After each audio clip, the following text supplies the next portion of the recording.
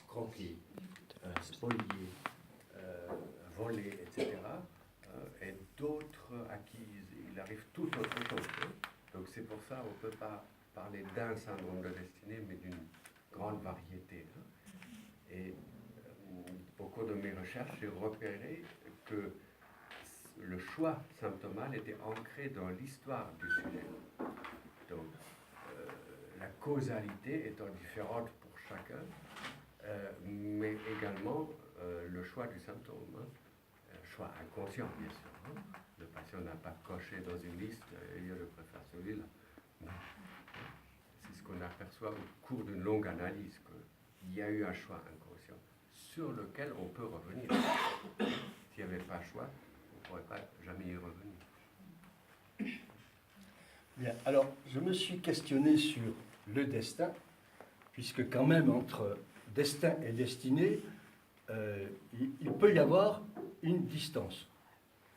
Et le fait qu'il y ait eu les deux titres annoncés m'a amené à creuser un petit peu la signification qu'on pouvait donner au destin et à la destinée, ou aux destinées. Et donc petit à petit, je suis arrivé à cette idée que le destin est hérité de l'Antiquité, des Grecs, des Latins, et c'est conçu comme une sorte de chape de plomb, un déterminisme duquel il n'est pas possible de sortir. Et donc, où seraient les marges de ce destin? Et la question qui se pose, c'est est-ce qu'il y a seulement des marges du destin dans cette représentation du destin comme chape de plomb où tout est prévu, où tout est déterminé, sans qu'on sache trop comment et pourquoi.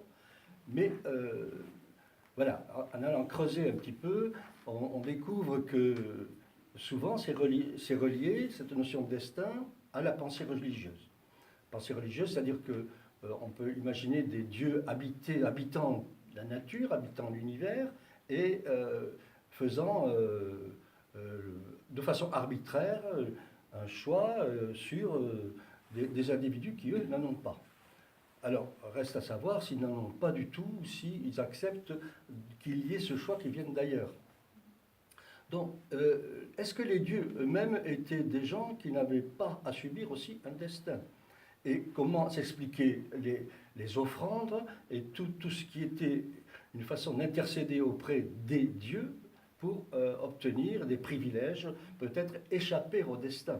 Voilà, alors bon, les marges du destin, ce serait peut-être tout ce qui va être ensuite se tramer en dehors de cette pensée religieuse, cette pensée métaphysique aussi, puisque dans l'Antiquité apparaît la philosophie, et je crois que c'est Aristote qui le premier va appeler ce domaine du non physique, de ce qui est au-delà de la physique, la métaphysique, qui appartiendrait à ce qui n'est pas visible, ce qu'on peut essayer de comprendre, expliquer le monde, mais qui n'est pas perceptible directement. Donc c'est ce qui est au-delà de la physique, au-delà des connaissances scientifiques, et donc en même temps, avec la philosophie, viennent les sciences, viennent les connaissances, hein, et par opposition donc à tout ce qui était croyance. Le destin serait du domaine de la croyance, et la science, donc les marges du destin seraient peut-être précisément cette amorce d'une pensée scientifique. Est-ce que dans ton travail de recherche, cette notion de destin apparaît encore? Est-ce que chez les malades, chez les patients, est-ce qu'ils parlent du destin? Oui, alors, effectivement, cette trame culturelle, elle est sous-jacente à notre inconscient, quelque part. Et d'ailleurs, Lacan lui-même disait la liberté, c'est un mot que j'emploie très peu, ou même que j'emploie jamais. Donc, dans la tragédie grecque, tout est écrit d'avance. On sait d'abord que ça va mal finir. Et encore dans l'islam, par exemple, le destin, tout est écrit. Et il en résulte d'ailleurs une sorte de fatalisme, mais de bonne loi, une certaine légèreté. On ne va pas s'en faire. Donc c'est plutôt positif quand on le prend de ce côté. moi, bien sûr, je suis plus confronté au versant obsessionnel, entre guillemets, où des personnes ont des rituels conjuratoires, hein, ils essaient de conjurer le sort en comptant 1, 2, 3, en développant des tocs, pour, un peu comme les Grecs qui faisaient des offrandes aux dieux. Mes patients s'adressent directement au sort, en réalité à leur surmoi, qui est souvent d'une férocité abominable, hein, qui est même obscène, je dirais, hein, quand on arrive en fin d'analyse et on voit ces injonctions. Et là, oui, le destin, je dirais, c'est la partie imaginaire du symptôme, hein. Donc, pour moi, le destin n'existe pas. Mais la destinée, oui. Donc, la destinée, c'est quelque chose qu'on peut modifier, où on peut intervenir, à condition, bien sûr, de métaboliser tout ça. Et alors, quel est le terme qui revient le plus souvent? Est-ce que c'est destin ou destinée dans la bouche de tes patients? Destin. Voilà, destin. Parce qu'ils sont dans les symptômes. Donc, effectivement, quand tu dis qu'il y a comme une réminiscence de ce langage, du choix de cette parole-là, hein, ça veut dire que c'est le disque dur de notre inconscient, quoi, un petit peu, si c'était Tout à fait. ça peut dire comme ça. Alors, bon. Alors, je parlais du rôle de la philosophie dans ce travail de se dégager du destin, de la philosophie et de la pensée scientifique. Et du coup, j'étais amené à me dire, mais alors là, il y a peut-être une question de mouvement à mettre en place. Et tout en disant les marges du destin, j'en suis arrivé à dynamiser le concept et à modifier aussi l'écriture. Et donc je l'ai écrit avec un L apostrophe, émarger, hein, les marges du destin. Hein, l'émargement, en fait, ce serait. L'émargement du destin, ce serait tout ce processus qui consiste à ratatiner aussi le destin pour prendre plus de marge. Vous voyez, il y aurait comme une sorte de bloc qui serait à l'origine le destin, avec tout ce que ça suppose de soumission à ce destin. Hein, non seulement, parce qu'en toute chose de pouvoir, non seulement il y a ce pouvoir qui s'exerce sur les individus, mais il y a aussi l'acceptation de ce pouvoir, hein, la soumission à ce destin. Et donc, apprendre à connaître le monde autrement, c'est aussi une manière d'émarger le destin. Donc le destin qui peut-être occupait toute la place au début, avec quelques marges, il se trouve désormais comme explosé et renvoyé dans les marges. Lui-même, dont le destin, en étant émargé par la connaissance, il se retrouve dans les marges. Et ce sont les marges du destin aussi. Voilà, donc vous voyez, 3 conceptions de ce terme, les marges du destin, qui m'amènent aussi à poser la question, quelle différence, alors on va essayer de s'entendre sur le vocabulaire qu'on va employer en parlant du destin et en parlant de destinée. Et je souscris tout à fait à ce que vient de dire Fred, c'est-à-dire que dans la notion de destin, il y a quelque chose qui m'est extérieur, mais auquel cette chose-là, j'y adhère, parce que c'est peut-être plus facile d'accepter un destin que de le mettre en question. Et par contre, dans la notion de destinée, c'est un peu ce qui était suggéré tout à l'heure, il y aurait un choix qui serait le fait de l'individu, hein, et qui se poserait à lui-même une destinée, un chemin, ou en tout cas une orientation. Donc, dans cette destinée, on voit que le destin est mis en marge. Donc, presque, destinée s'opposerait à destin. Alors que, dans un premier temps, on serait amené à les confondre, à penser que c'est la même chose. Le destin serait fini, la destinée serait une ouverture. Oui, c'est un peu ça. Et je le vois aussi d'une façon dynamisante. Hein. Autrement dit, c'est une création, c'est quelque chose qu'on crée en tant qu'individu au niveau... Alors, est-ce que c'est au niveau de la conscience et ou de l'inconscient? Question. Oui, alors là, je suis très heureux que toi tu l'as inclus justement dans ta réflexion, parce que je suis très déçu par les philosophes actuels, que ce soit en France ou dans mon pays d'origine, l'Allemagne, comme Théodore von Adorno, qui me semble s'occuper de choses un peu superficielles. Et là, tu prends un peu le taureau par les cornes. Oui. Alors, je trouve que c'est une question fondamentale, autant sur le plan collectif qu'individuel, de s'émanciper un peu de ce qu'on nous a prescrit, en quelque sorte, hein, et d'accéder à nouveau à notre désir, de prendre le destin comme une destination, mais avec une part de volonté, hein, et je le répète, de désir, hein, c'est ça le mot-clé vraiment, hein, ne pas lâcher sur son désir, hein, ce qui ne veut pas dire réaliser ses fantasmes les plus fous. C'est pas la même chose. Le désir est toujours quelque chose de légitime, il inclut le désir de l'autre. Alors, au centre, oui, se trouve effectivement donc le sujet, hein, le sujet du destin, et qui, lorsqu'il arrive à appeler SOS Psy, est objet de son destin. Il subit les choses. Il lui arrive des pépins, mais avec une régularité d'horloge et souvent des pépins majeurs. Hein. Donc il y a une récurrence, il y a une sorte de répétition dans laquelle s'enferme le patient, celui qui est... C'est ce qui te fait parler de syndrome de destinée? Voilà, tu as dit le mot-clé, c'est la répétition. C'est ça. Hein. C'est, plus fort que lui, hein, répéter invariablement, quoi qu'il en soit, beaucoup dans le domaine relationnel, mais même ailleurs. Hein. Et c'est le travail de l'inconscient, ça? Ça, c'est l'inconscient, tout à fait. Et alors, quel est ton travail? Tu fous rien, quoi. C'est ça, exactement. C'est pour ça que je l'ai choisi, d'ailleurs. Ah oui. Si ça se répète et que tu puisses rien faire, mon pauvre... Mais le résultat est formidable, parce que le patient, lui, il travaille beaucoup.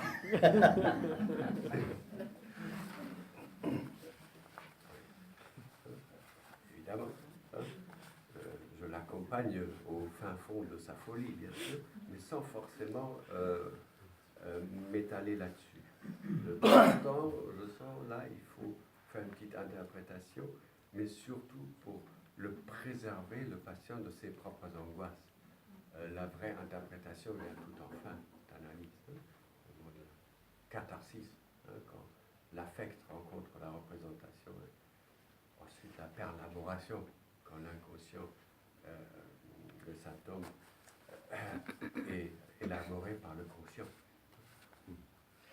Tu as dit le maître mot, là, hein, lorsqu'il y a représentation par le langage. Hein, à partir du moment où le langage affleure à la conscience et qu'il est capable de formuler quelque chose de soi,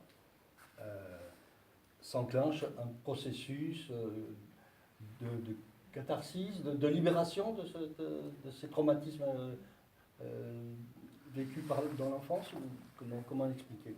C'est ça, hein, c'est le langage et c'est la parole pleine, c'est-à-dire une parole où le patient est derrière en tant que sujet, hein, qui est subjectivement assumé comme parole, qui fait effet. Pas parler de choses insignifiantes pour lui, hein, la pluie et du beau temps. Bon, ça, c'est la parole vide? Là, ça serait la parole vide, la vie. Hein. C'est celle qu'on pratique le plus souvent par pudeur, par respect des conventions sociales, et qui parfois ne nous amènent pas très loin, hein, qui peuvent même nous amener à la dépression. Ça nous fait perdre le lien avec l'autre. Hein. C'est ce que j'appelle un peu la diabole du père. Alors pourquoi le père? Parce que le père symbolique, pour moi, c'est l'équivalent du langage. Hein. Le langage versant plein et d'une efficacité fabuleuse. Versant? La plénitude, hein, quand il est investi d'amour, d'affect, quand le sujet est dedans. Hein. Là, il a un effet curatif absolument stupéfiant. Qu'a à voir le destin avec le hasard ou le fatalisme? Alors, tout n'est pas psychologique. Hein. Effectivement, hein, si une branche nous tombe sur la tête, bon, il y a une tempête. Mais ce qui compte, c'est qu'est-ce qu'on va faire de cet accident. Hein. Est-ce que cette branche va représenter pour nous peut-être la filiation, quelque chose comme ça, ou juste nous amener à voir un médecin pour mettre un pansement et ensuite l'oublier, ou au contraire déclencher un choc traumatique, une sidération. Donc nous amener à une régression quasi fusionnelle, le jargon technique, une régression vers un stade pré-oedipien. Je vois que ça n'avancera plus. Donc, quelque chose de très archaïque, hein, pré-linguistique, pour ainsi dire. Là c'est des chocs très, très graves. Hein. Et là, on n'est pas tous logés à la même enseigne. Hein, selon la force, l'amour, finalement, qu'on nous a donné, et les mots qu'on nous a donnés. Par exemple, la mère, quand elle s'absente de la pièce où on est... on la déteste et ensuite on est dans une angoisse innommable si elle ne met pas de mots sur son absence, si elle ne dit pas. Avec un langage pas forcément intelligible pour l'enfant, mais il en sent la signification. Lorsqu'elle lui dit « je m'en vais mais je reviens hein, » ou « je dois faire la vaisselle et puis je t'apporte ton lait ». Et c'est énorme, hein, ça nous préserve. Bien sûr, quand c'est répété et convaincant, quand c'est authentique, hein, on ne peut pas faire semblant avec l'enfant. Ça nous préserve notre vie durant contre les aléas du hasard et hein, de l'infortune. Et c'est ce manque de formalisation dans le langage qui peut être à l'origine d'un syndrome de destinée, par exemple? Absolument. Oui. C'est même le plus souvent, c'est pour les syndromes de destinée les plus sévères, c'est ça. C'est l'espace maternel. Hein. Pas par faute de la mère, mais parce que c'est le premier être humain avec lequel on fait généralement connaissance. C'est le plus archaïque, et c'est là où notre psychisme est le plus avide. Elle peut être elle-même en dépression, avoir du mal à mettre des mots, etc. dessus. Et voilà. C'est ce qui nous incombe de trouver. Et le père là-dedans? Et bien sûr, alors là, tous les mots. Oui. Tous les mots. C'est des mots et des mots. Oui. Bonjour papa. Voilà. Oui, alors dans les marges du destin, dans mon premier livre là-dessus, effectivement, la figure paternelle était au premier plan, hein, dans les gens qui étaient dans les squats, etc. Bien sûr. Pourquoi? Parce qu'il a suffi d'aller jusqu'au père pour résoudre le syndrome. Hein. Donc à ce moment-là, je n'avais pas encore besoin d'aller aussi loin. C'est lorsque ça résistait, lorsqu'on avait réglé ses comptes au père, et ça continuait à résister, que parfois on était obligé d'aller voir la mère. Mais le père et le frère et la sœur, à même titre. Hein. Et d'ailleurs, ça c'est encore quelque chose d'intéressant. La fratrie, c'est comme intermédiaire entre le père et la mère. C'est pas après. Hein. Il y a un sens entre le père et la mère, il y en a un qui passe en premier. Pardon? Entre le père et la mère, il y en a un qui passe en premier et l'autre en deuxième ou... Alors, disons, la reconnaissance par le père est très importante sur le plan oedipien, hein, sur le plan de notre construction de sujet, mais à condition qu'on ait déjà reçu les assises maternelles. Hein, parce que quand on arrive au monde, hein, on n'a rien demandé à personne et on a une boule d'angoisse. Et c'est la mère, en nous berçant, en nous chantant, etc., qui absorbe nos angoisses. Hein. C'est vraiment l'autre primordial. Il ne s'agit pas de dire tout est de la faute de la mère. Hein. Simplement, elle se trouve là. Si c'était le père qui donnait naissance, ça serait lui. Hein. Donc il n'y a pas à chercher de coupable, sauf exception, maltraitance, etc. Mais non, hein. Tout ça est inconscient. Et la question, qu'est-ce qui est premier? C'est quand même la mère, qui fait le boulot, quoi. Alors chronologiquement, c'est la mère, et même au niveau de disons, résistance du symptôme, c'est la mère. Donc, ça demande un peu plus de travail.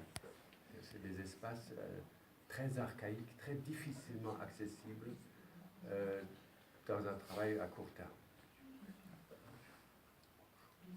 Et c'est la même chose pour les hommes et pour les femmes? Non, on n'est pas, c'est pas la même chose. Hein.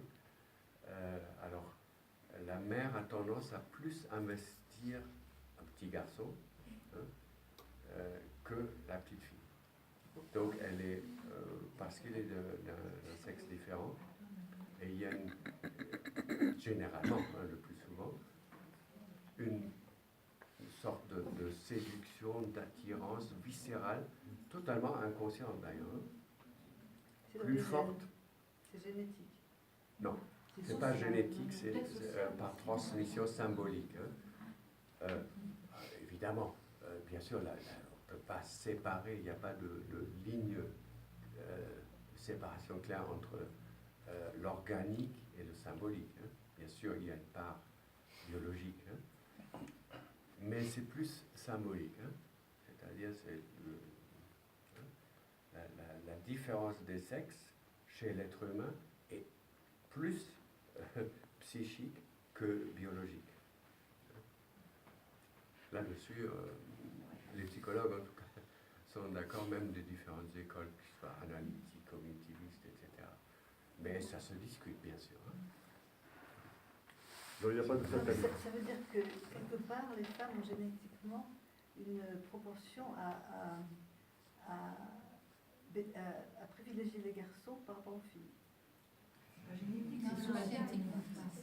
Si vous voulez, c'est-à-dire, comme les généticiens n'ont pas de preuves et nous non plus, je vous laisse, c'est plus de l'ordre de l'hypothèse, donc vous pouvez rester sur l'hypothèse génétique, mais oui. Quelle que soit la culture, quel que soit le pays, Oui, quel que soit...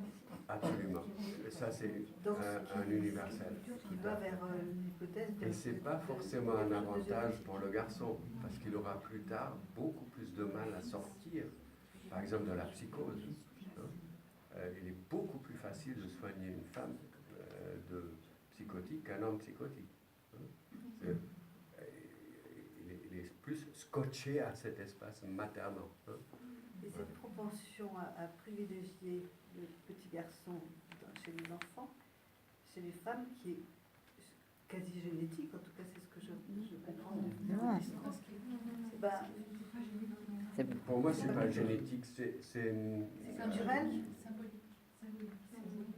symbolique. Alors, c'est-à-dire, on est imprégné du langage, hein, parce que contrairement à d'autres espèces, on n'est pas du tout apte à survivre, ni physiquement, ça va sans dire, ni psychologiquement. C'est-à-dire, si on nous donne juste à manger, il y avait des expériences terribles menées en Tchécoslovaquie là-dessus, où c'était des robots qui nourrissaient les enfants, ils sont tous morts. Parce que sans affect, l'enfant refuse le lait. Donc on a besoin de l'affect et du langage. Parce que l'affect humain est corrélatif à l'émergence du symbolique. Hein. Alors, je vais vous donner un exemple. Le premier cri que pousse le bébé, il est issu d'un besoin purement biologique. D'accord ? La mère y répond. Et c'est seulement le deuxième cri auquel on pourrait attribuer une certaine intention. Donc c'est rétroactivement que le premier cri reçoit son statut de signifiant.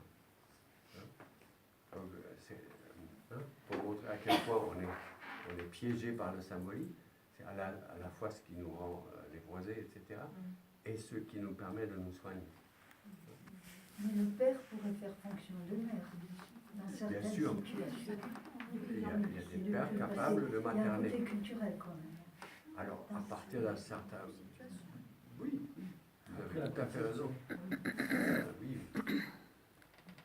On est parti sur un fonctionnement de débat que vous nous avez imposé. Françoise, tu voulais intervenir, Françoise? Oui, non, mais c'est un peu dans ce sens-là, parce que moi je pense que materner ou paterner sont plus des rôles plus liés à des rôles qu'à des genres bien déterminés. Et c'est vrai que bon, la plupart des sociétés étant jusque-là patriarcales, le garçon, évidemment, a un rôle, comme disait mon voisin, c'est lui qui est censé assurer ensuite la survie. Ouais. Et moi j'ai l'impression, mais c'est bon, purement empirique, hein, à voir autour de moi les jeunes pères, les jeunes couples, etc., que l'investissement paternel est un investissement maternel entre guillemets. Donc voilà, est-ce que ça mettra peut-être du temps, on en est loin, mais voilà, ce que vous disiez là, scotché à la mère, c'est scotché au maternant plutôt, et si c'est le père qui Oui, materne, bien sûr. Et est-ce Vous avez raison. qu'il peut y avoir la même chose, père et fille le père, Ça dépend des Et, alors, justement, fils, hein, père, c'est fille. là où justement, là, ça rejoint votre question aussi. C'est l'avantage, entre guillemets, de la fille, que son premier objet d'amour, c'est la mère, et son deuxième, c'est le père, en règle générale. Hein. Alors que pour le garçon, c'est le même, les deux. Hein, donc, il est doublement verrouillé quelque part. Alors, hein, d'où aussi disons, les fantasmes incestueux chez les filles sont beaucoup moins périlleux pour leur fonctionnement psychique que chez le garçon, qui, lui, parfois, beaucoup de cas d'impuissance sexuelle sont liés à la peur de l'inceste, c'est-à-dire des hommes qui ne peuvent pas faire l'amour avec la femme qu'ils aiment, mais avec une autre qu'ils n'aiment pas, oui, parce qu'il n'y a aucun problème d'inceste. Donc, la femme, c'est plutôt rare, ce genre de configuration. Donc, il y a des différenciations sexuelles. Ça ne veut pas dire qu'il y a une inégalité. Hein, c'est tout autre chose.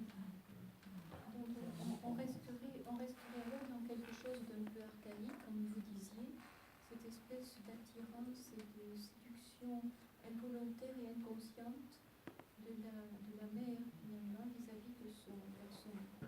Ça, c'est vrai que moi-même, je l'ai ressenti, il me semble.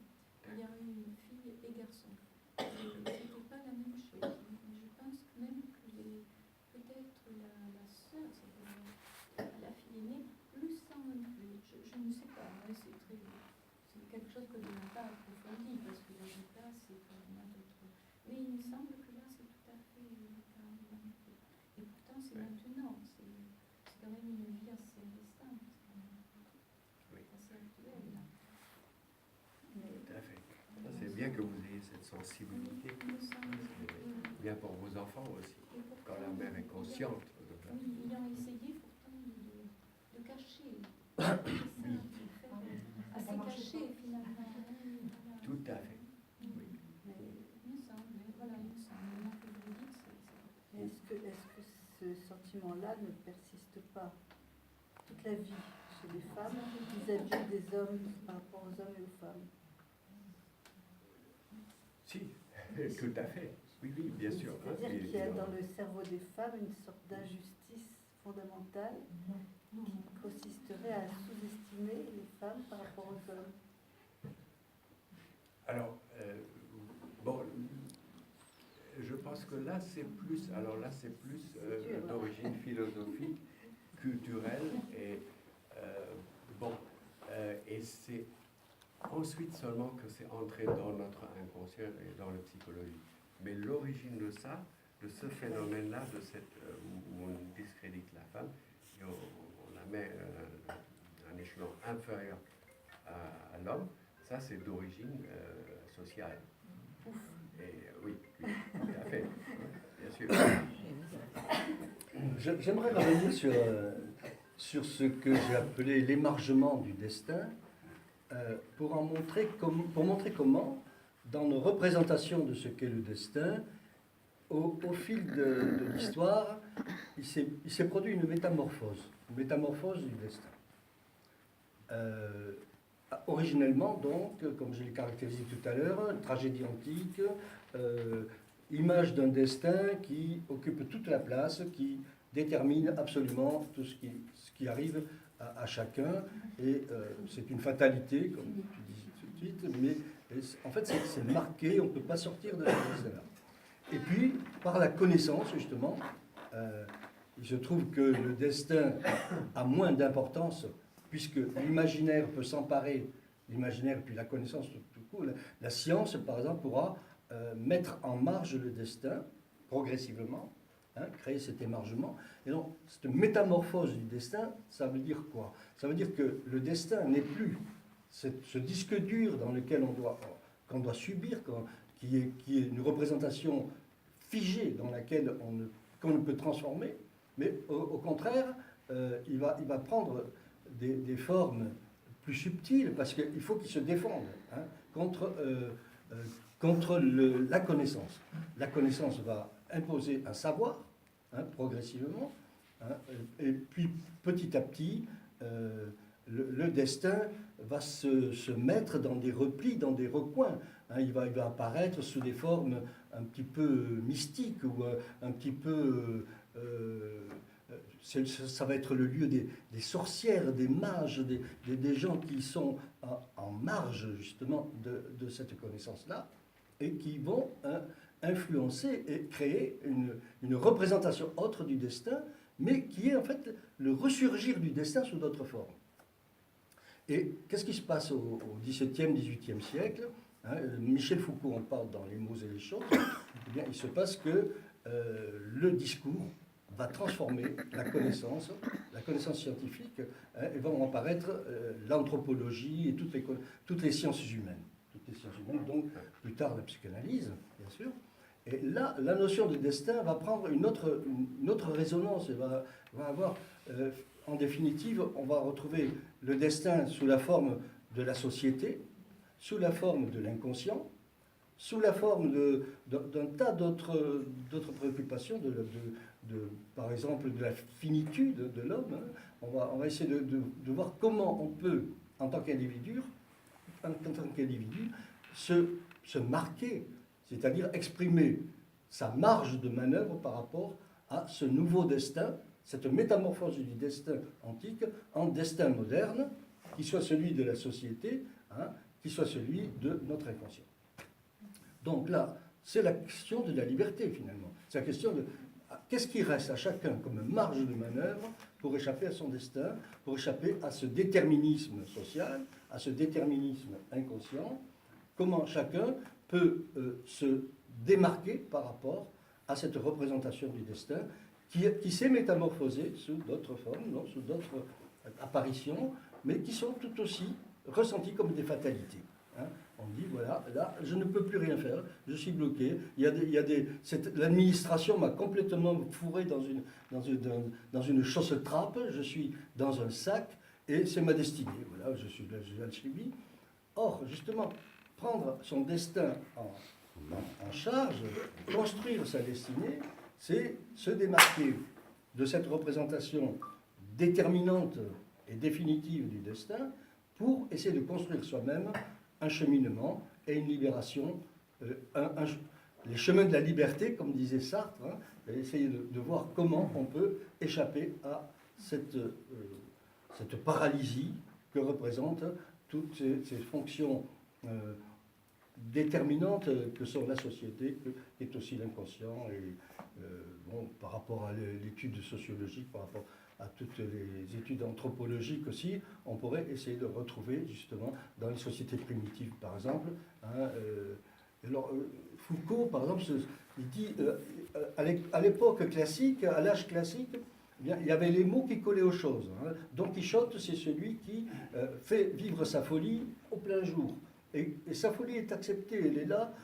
Être un Don Quichotte à cette époque-là, c'est coller les mots avec les choses.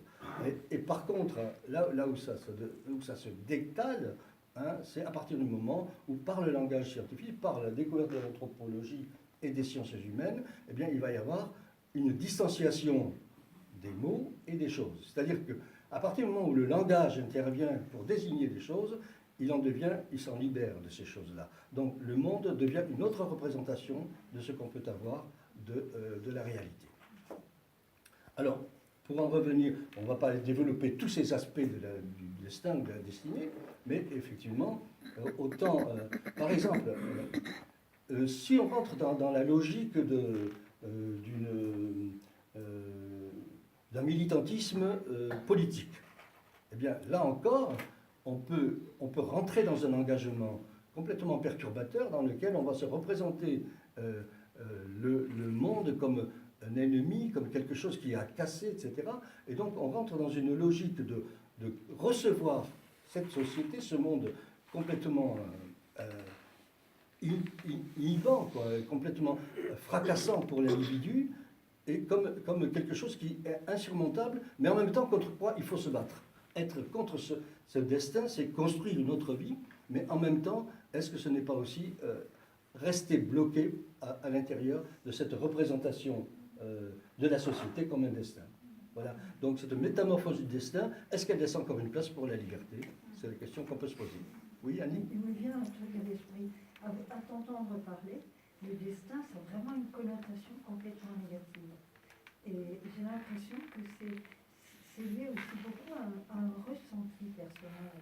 Je pense aux gens qui réussissent leur vie, ils vont te dire, je me suis fait moi-même. Ceux qui ont l'impression de la rater, ils vont accuser la société.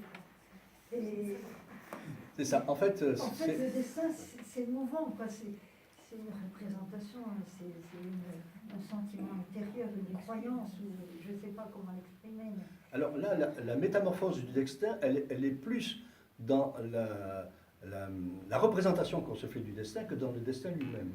Autant j'avais parlé d'une métamorphose du destin tout à l'heure pour montrer comment, par la connaissance, on déplaçait le lieu de ce qui était déterminant, autant là, ce que tu montres, c'est la subjectivité elle-même en acte qui va percevoir le destin selon une certaine logique. Et dans ce destin, justement, c'est là qu'est intéressant le concept de destinée, c'est que je construis par ma liberté mon propre destin.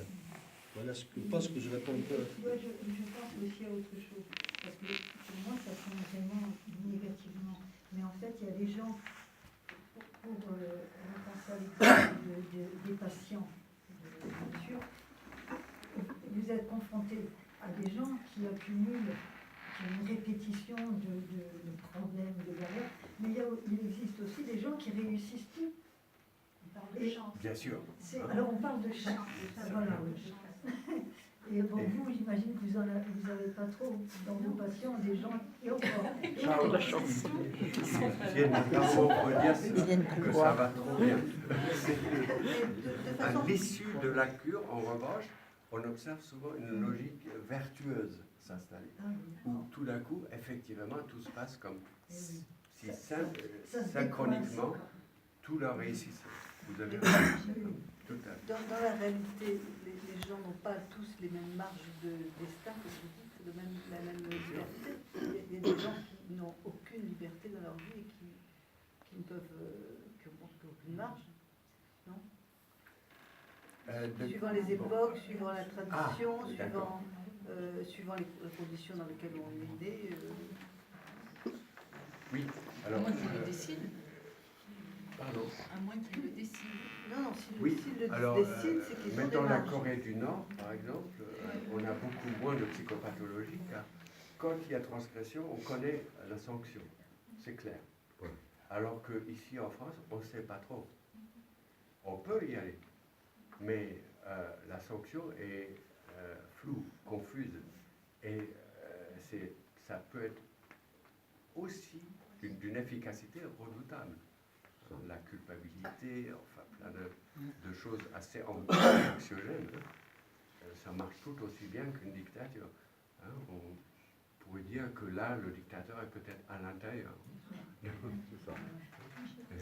Alors, tu me disais dans une de tes communications écrites, là, en préparant ce travail aujourd'hui, que lorsque quelqu'un est atteint par ce syndrome de destinée, disons, toute maladie mentale même pourrait être répertoriée dans ce registre-là, lorsqu'on veut faire bien, en donnant des conseils aux patients, eh bien, on fait que enfoncer davantage cette personne, justement parce qu'on le met de plus en plus dans l'entonnoir. Est-ce que tu pourrais développer cette idée que j'ai pas tout à fait formulé, mais j'aimerais bien que tu le fasses. Jojo, pardon, tu peux répéter la question? Fred va éclairer un peu parce que là on a un peu lâché. Moi, je vais poser En une fait, autre c'est question. en entre. Oui, Je voudrais vous avez. poser une autre question, peut-être elle rejoint celle de Jo, mais c'est à vous que je voudrais le redemander, parce que vous avez parlé de cette parole pleine. Oui. Et c'est quelque chose qui m'a beaucoup intéressée, parce que vous avez dit que derrière cette parole, il y a le malade ou le patient qui est sujet. Alors, ce mot sujet m'a beaucoup intéressée. Oui. Je vais vous dire pourquoi. Comme j'enseignais les mathématiques, mes élèves avaient énormément de mal à savoir faire avec le zéro. Le zéro était un problème pour certains qu'ils ne pouvaient pas dépasser.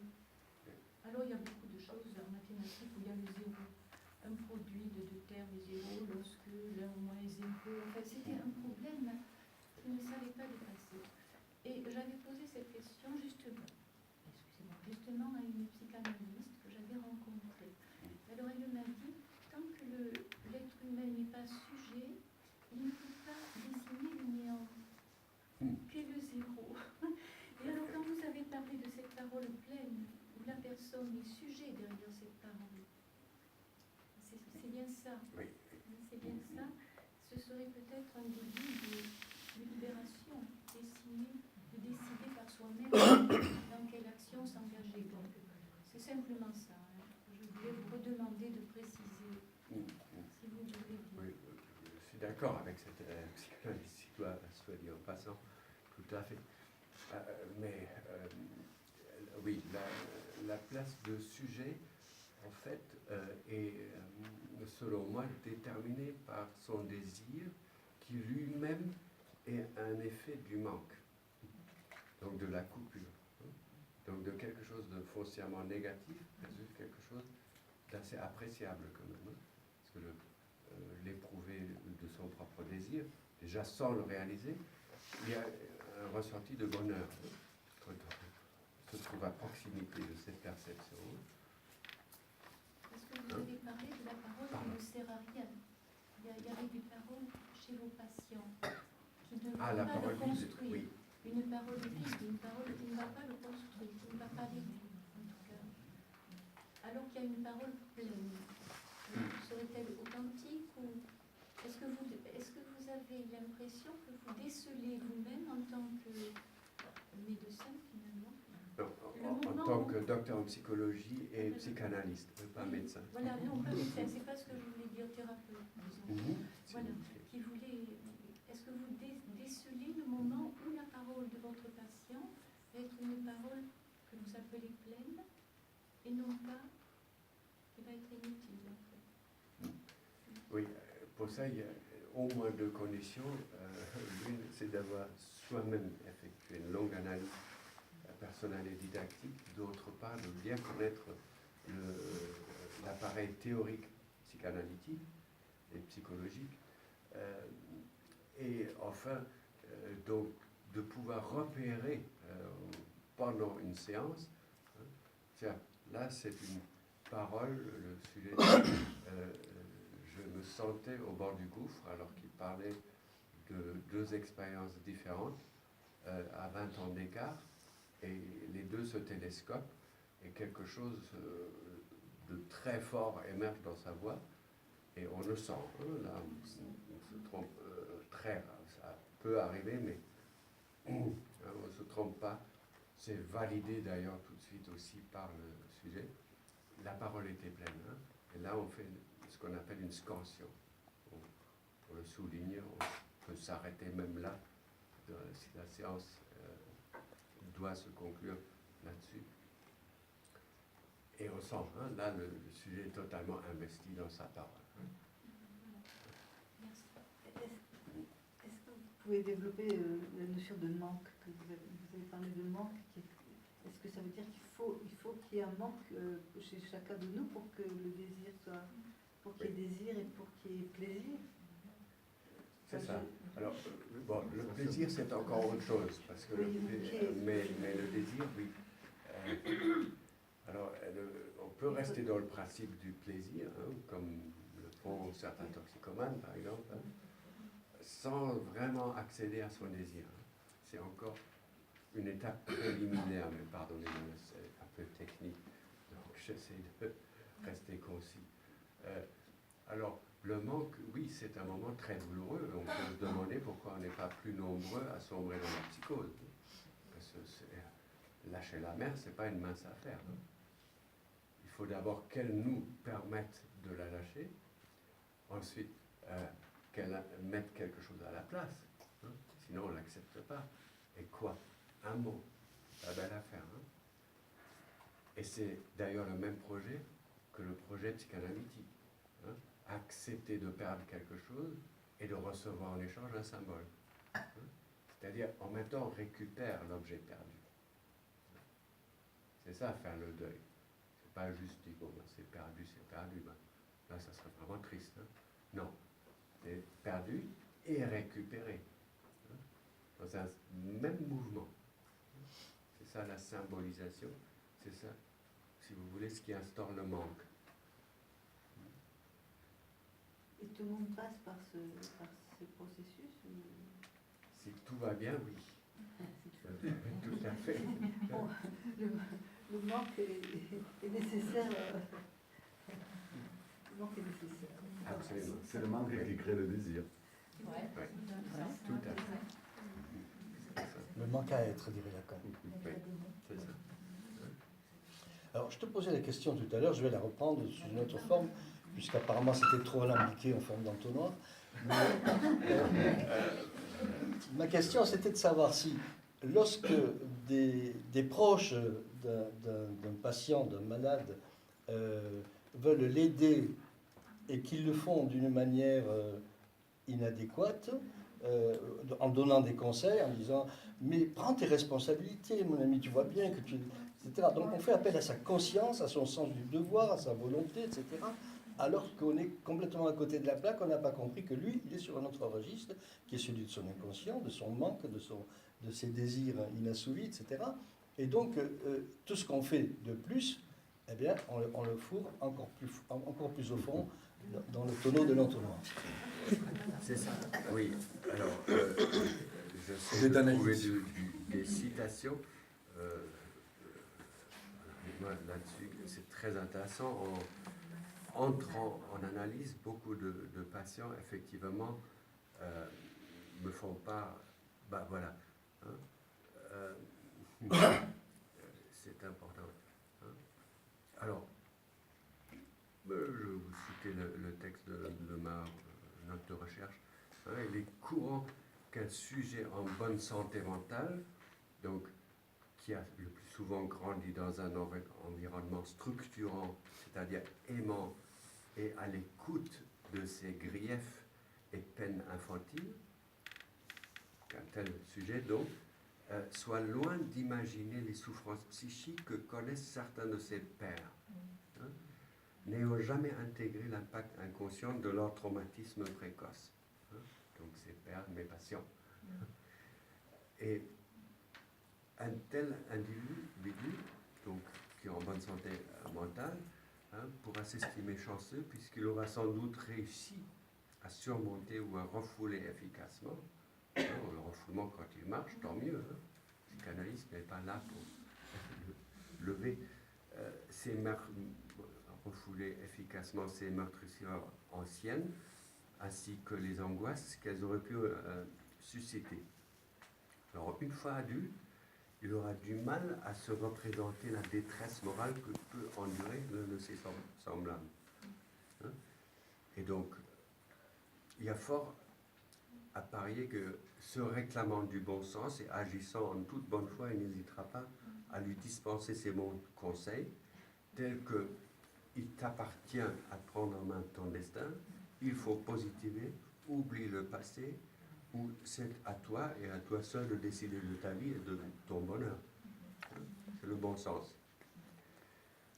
Et on voit malheureusement le préjudice qu'une personne mentalement équilibrée et bien intentionnée pourrait causer, certes à son insu, hein, mais à quelqu'un qui se trouverait en plein désarroi et auquel elle tiendrait ce genre de leçon. À laquelle tu as fait allusion. Oui, alors, est-ce que tu t'es trouvé devant des situations où tu sentais cette influence du milieu sur tes patients, par exemple, et est-ce qu'il y a possibilité d'aller en amont d'apporter justement une modulation sur ces interventions dangereuses finalement, en tout cas négatives? Est-ce qu'il n'y a pas des moments où ce genre d'intervention tombe bien? Est-ce que c'est toujours négatif, suivant l'état psychique de la personne? Bien sûr, lorsqu'il n'y a pas un vrai symptôme, hein, quand on est vraiment à la limite, ça peut être 50-50. Ça pourrait être déterminant et permettre à la personne de dire « Allez, je refoule encore un peu plus », et ça peut réussir. Et on croise les doigts pour que jamais il y aura de retour du refoulé. Là, le symptôme sera encore plus sévère. Bien sûr. Celui qui donne ses conseils est une bonne intuition de la personne. Oui, on dit l'enfer est pavé de bonnes intentions et c'est pas tout à fait faux. Et là, dans ce cas-là, ça peut être préjudiciable, ou vraiment nocif hein, pour le patient. On l'observe parce qu'il se sent encore plus isolé car incompris. Personne veut même se montrer bienveillant ou, disons, compréhensif à l'égard de son symptôme. Hein. Et ça suscite généralement une aversion, hein, une réticence de son entourage. Et donc, quand ça nous arrive d'avoir auprès de nous quelqu'un qui est plus qu'en souffrance, c'est dans un état grave, je dirais. La seule chose à faire, c'est de l'écouter et de le confier à un psychanalyste, le conseiller dans le large. Oui, alors, tout à fait. L'écouter et se montrer un peu quand même bienveillant, peut-être pas trop complaisant avec son symptôme. Donc, trouver un juste milieu, comme on dit. Peut beaucoup l'aider. Alors, tu disais tout à l'heure, Lacan emploie très peu le mot de liberté. Je pense que... Pas du tout. Donc, j'imagine que toi non plus, et que tu n'as jamais parlé de liberté, un peu malade. Alors, l'impact de ce terme, et pourtant dans ta tête, tout à l'heure, tu en as parlé. Hein, ce que tu voudrais, c'est quand même qu'il y ait un processus d'autonomie, de libération, pourquoi pas à long terme, de responsabilité de l'individu par rapport à d'autres, par rapport à la société, etc. Parce que finalement, si on veut sortir de ce syndrome du destin, c'est peut-être en assumant une certaine liberté. Tout à fait. Alors, par rapport à ça, je considère d'abord les obstacles à cette liberté, hein, notamment la culpabilité et aussi la non-reconnaissance dont souffrent beaucoup de personnes. Donc là, leurs assises subjectives sont très fragiles. Hein. Comme je le dis parfois, il faut, pour être vraiment en position de sujet, ce que j'appelle le triptyque paternel. Alors, une fois de plus, pas le papa, le père symbolique. Hein. Donc, la reconnaissance, hein, l'amour et la limite. Les trois donnés en même temps. Hein. Donc, l'amour, bien sûr, hein, mais reconnaître l'enfant comme différent de soi, accepter comme une personne, et la limite, on ne le laisse pas jouer sur l'autoroute. Sinon, qu'est-ce que ça veut dire comme amour? Et c'est récupérer, quand ça fait défaut, justement, récupérer ce triptyque en cours d'analyse. Et là, on peut arriver à une certaine liberté. Hein. Est-ce que tu emploies le terme de limite dans le même sens que tu dirais interdit? Ou est-ce qu'il y aurait une nuance, justement, à utiliser le mot limite plutôt que celui d'interdit, parce que le mot d'interdit est trop cassant, il est rigoureux, en fait il est saboteur, alors que le terme de limite est une indication qui définit quand même un espace possible. Alors, bon, l'interdit dans le jargon psychologique n'a rien de négatif. Hein, c'est justement par le mot qu'on dit stop. Hein. Ça, cette transgression-là, elle n'est pas utile, elle ne sert à rien. D'accord. Voilà. Hein, mais sur le plan sociétal, oui, certains interdits abusifs peuvent avoir un effet contraire, hein, et provoquer des révoltes parfois inappropriées. Hein, comme, bon, à mon humble avis, la façon dont on a interdit de fumer dans les bars, pas dans les lieux publics, hein, mais dans tous les bars d'Europe, a eu un effet très négatif. Hein, je le vois chez certains de mes patients. Alors, je ne suis pas là en train de défendre le tabagisme, mais cette façon-là de l'interdire que l'Europe a dit, c'est un décret, hein, c'est pas une loi. Et ben ça, c'était peu fécond pour le bien-être psychique de mes patients. Pourquoi on a arrêté de fumer, mais on s'est mis à boire. Exactement. Là, il y a de ça aussi. Ouais, métamorphose du destin, quoi. Tout à fait. Tout à fait. Bon, ben, on arrête notre conférence et on passe au débat.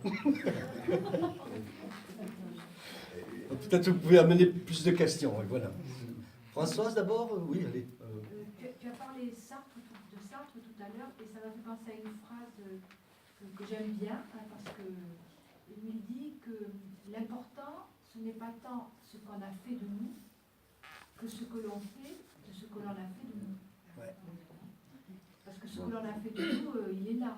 Et donc, comment on s'en accommode, comment on le met à distance, comment on l'intègre, voilà. Qu'est-ce qu'on fait de ce qu'on a fait de nous? Et c'était une de ces définitions de la liberté. Oui, bon, effectivement, alors Sartre est en rupture avec le concept de liberté traditionnel véhiculé par la philosophie, et quand il dit je suis liberté, hein, c'est une façon ontologique de définir la liberté, c'est être jeté dans le néant, hein, jeté dans le monde comme... ça, c'est la théorie existentialiste, quoi. Donc, il n'y a pas de destin pour lui. Hein? Oui, il n'y a pas de destin. Il n'y a pas de destin, voilà. Hein, donc, on construit soi-même son propre avenir. Hein, et effectivement, il y a quand même des choses qui sont là. Hein, ils sont là, et c'est à partir de cela qu'on va... Mais la liberté, c'est précisément cette capacité, à partir du réel, de construire soi-même son devenir. Donc, alors là, évidemment, si on tombe dans les aspects pathologiques, on ne va pas être dans le même registre, parce que comment parler de liberté à un malade qui n'en a pas, qui ne l'est pas, cette liberté. Est-ce que ce n'est pas une illusion quand même sans parler de cas pathologiques, hein, oui. Parler de liberté, de se construire soi-même. Moi, ça me paraît une illusion. Si tu tiens compte des déterminismes sociaux, si tu tiens compte des rapports d'inconscient à inconscient, enfin inconscient dans les relations humaines, parce que tout à l'heure tu donnais l'exemple des personnes qui donnent des conseils conscients à des gens malades, mais on ne tient pas compte dans ce cas-là aussi de ce qui passe d'inconscient à inconscient. Là, je complique les choses. Hein, Peut-être ce serait intéressant à ce niveau-là de partir de l'analyse que fait Camus dans L'homme révolté, comme quoi la révolte, le dire non, c'est déjà une manière de construire, de construire un cheminement d'homme libre, hein, une responsabilité par rapport à autrui aussi. On ne construit pas à partir du néant, on construit à partir des matériaux ou des déterminismes, comme C'est ça. on construit à partir de ce que l'on a. Mais est-ce que tu souscris à ce que dit Annie? La liberté est illusoire à ce moment-là. Oui. Hein, c'est un peu ce que tu as voulu dire. Moi, je pense que ça, c'est excessif. On est là, on a décidé de venir. C'est ça. on a une marge. Voilà. Une marge. Donc on va quand même pas s'interdire de parler de liberté, non plus. On part peut-être dans un registre psychanalytique. Oui, Sartre, il est dans une démarche volontariste tout à fait respectable, hein, quand tout va bien. Mais effectivement, il y a un petit excès là-dedans, hein, un optimisme extrême quand même de sa part, et qu'on peut, la liberté ne se donne pas à être franc. Là, on peut être d'accord hein, sur un plan politique, en pleine révolution, hein, bien sûr. On ne va pas dire, est-ce que vous auriez l'extrême gentillesse de nous donner un tout petit peu plus de liberté? Non, on pousse une violence à ce moment. Là, sur certains aspects, oui, hein, la colère, justement, hein, où on est sujet, parce qu'on dit la juste colère, hein, où on dit non, c'est la première expression du désir, c'est le non. Hein, oui, mais il faut respecter ce cheminement. Hein. On ne peut pas tout de suite sauter à une liberté absolue sur un simple décret. Hein. Et je soupçonne Sartre, malheureusement, d'être un tout petit peu dans cet excès-là. Non, mais enfin, disons que bon, il y a ce qu'on connaît de Sartre, et après dans les écrits, je vais le dire autrement, disons que cette conception presque absolutiste de la liberté, en fait, il l'a développée à la Libération et les années après, parce que c'était polémique, c'était pour s'insurger contre tous ceux qui disaient « Ah ben j'étais collaborateur, mais je n'ai pas pu faire autrement ». Voilà. Donc en réaction à ça, c'est pour ça que bon, le livre le plus célèbre, le Pitopuscule, l'existentialisme de l'humanisme, c'est contre ça. Il disait non, on avait le choix, on avait le choix. Et pour ça il a dit « Les Français n'ont jamais été aussi libres que sous l'occupation ». Ça l'a fait bondir beaucoup. Mais ce qu'il voulait dire, c'était qu'il s'insurgeait contre tous ces gens qui ont 45, 46, 47, ils disaient « Ah ben non, mais… » j'ai fait du marché noir, j'ai collaboré, mais je ne pouvais pas faire autrement. Et c'est vrai qu'après, quand même, dans les écrits plus tardifs, il a nuancé, hein, notamment quand il parle de Flaubert, par exemple, le grand livre sur Flaubert, où il prend conscience de l'importance justement des déterminismes psychiques et politiques après, bon, quand il a soutenu les militants de la bande à Bader, par exemple, bon voilà. Mais c'est vrai que si on se fixe sur les écrits un peu circonstanciels, hein, c'est vraiment une réponse politique qu'il a faite. Enfin, voilà, D'accord. Oui, c'est important de le situer dans ce contexte. Oui, voilà, de prendre sa responsabilité. Voilà, c'est oui. ça. C'est trop facile de dire « Ah, ben j'ai pas pu faire autrement ». Tu veux dire que c'était possible, chacun a la liberté de faire autrement? Dans les mêmes familles, c'est pareil, dans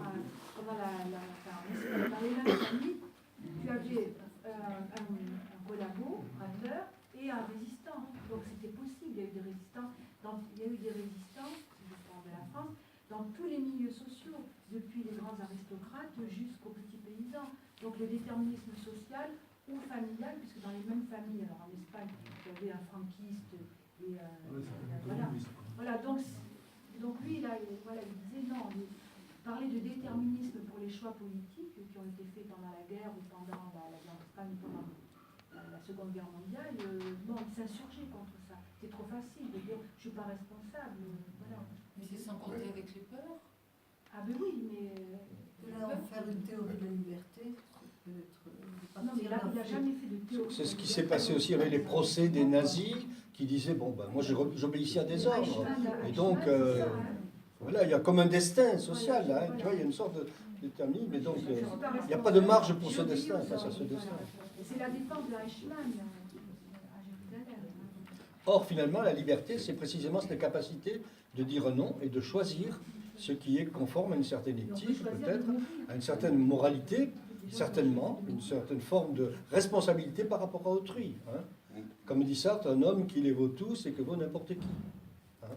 Bah justement, moi je vais rebondir là-dessus parce que je reviens et ça m'interpelle de cette parole. Alors, vous avez parlé de langage et du talent hypersymbolique. C'est passé très vite là-dessus sur la diabole.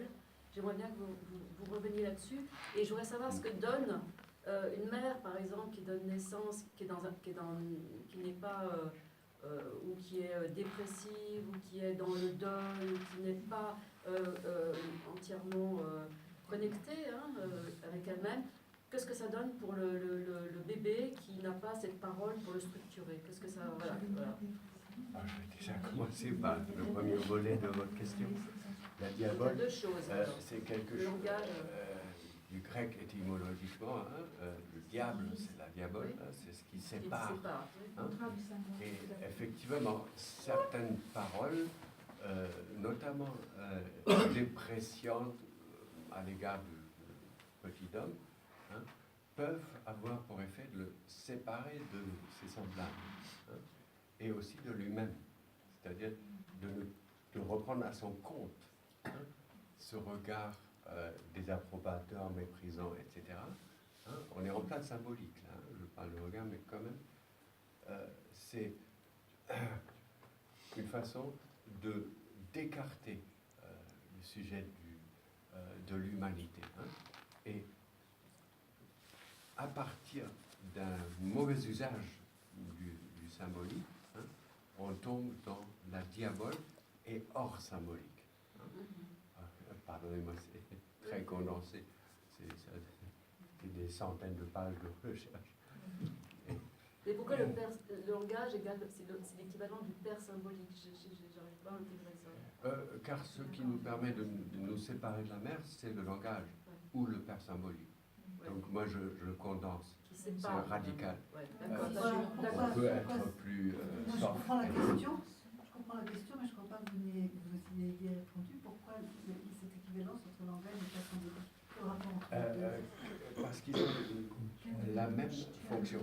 Le langage permet de perdre la mère, hein, le manque, d'entériner le manque, hein, et de récupérer un mot à la place. Hein, et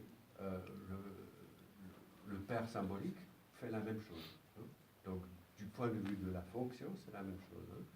Bien entendu, hein, le père symbolique, dans l'idéal, est aussi soutenu par un père réel, mais pas toujours. Par exemple, chez les pêcheurs bretons, très souvent, les mères sont seules pendant des mois et des mois avec leurs enfants, et c'est dans le regard maternel que l'enfant décèle il y a un troisième larron. Elle désire ailleurs. Je ne suis pas l'unique objet de son désir.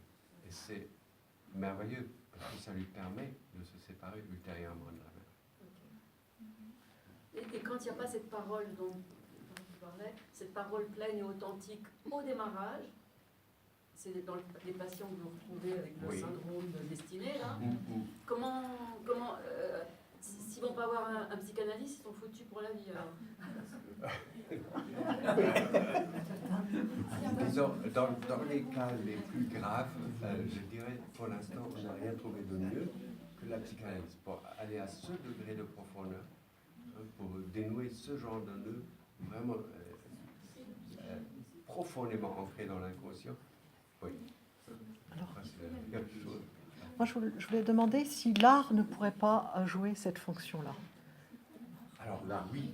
Le domaine artistique, quelle que soit sa forme, si elle ne pourrait pas justement permettre de libérer une parole qu'on ne peut pas dire en tant que parole, mais peut-être représenter sous une